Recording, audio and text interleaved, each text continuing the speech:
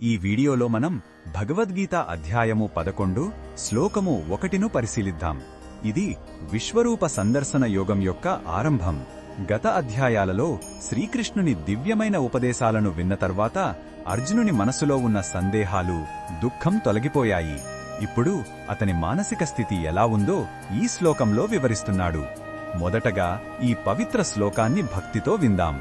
అర్జున ఉవాచ మదనుగ్రహాయ పరమం గుహ్యం అధ్యాత్మ సంనితం యత్వయోక్తం వచస్తేన మోహోయం విగతో మమ.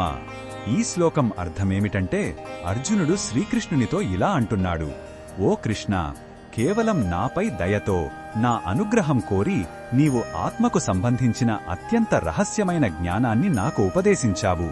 నీవు చెప్పిన ఆ మాటల వల్ల నాలో ఉన్న ఈ అజ్ఞానమనే భ్రమ పూర్తిగా తొలగిపోయింది.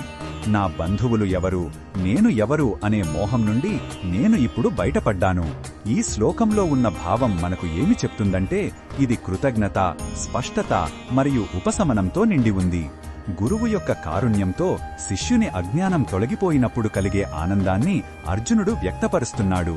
ఇంతకాలం తన మనసును ఆవరించిన గందరగోళమనే చీకటి కృష్ణుని జ్ఞానబోధ అనే వెలుగుతో పటాపంచలైంది. ఇది అజ్ఞానం నుండి జ్ఞానంలోకి మారినప్పటి మానసిక పరివర్తనను సూచిస్తుంది. ఈ శ్లోకంలో ఉన్న బోధనను మన దైనందిన జీవితంలో ఎలా ఉపయోగించుకోవచ్చంటే, మన జీవితంలో కూడా ఎన్నోసార్లు మనం గందరగోళానికి, నిరాశకు గురవుతాము. ఏది సరైన మార్గమో తెలియక సతమతమవుతాము. అలాంటి సమయంలో అర్జునుడిలా మనం కూడా ప్రామాణికమైన జ్ఞానాన్ని ఆశ్రయించాలి. సరైన గురువు నుండి లేదా శాస్త్రాల నుండి జ్ఞానం పొందినప్పుడు మన భ్రమలు తొలగిపోయి స్పష్టత లభిస్తుంది. అలా స్పష్టత ఇచ్చిన జ్ఞానానికి, గురువుకు కృతజ్ఞతతో ఉండాలని ఈ శ్లోకం మనకు నేర్పుతుంది. మరిన్ని భగవద్గీత శ్లోకాల అర్థాన్ని తెలుసుకోవాలంటే మా తదుపరి వీడియోలను తప్పకుండా చూడండి.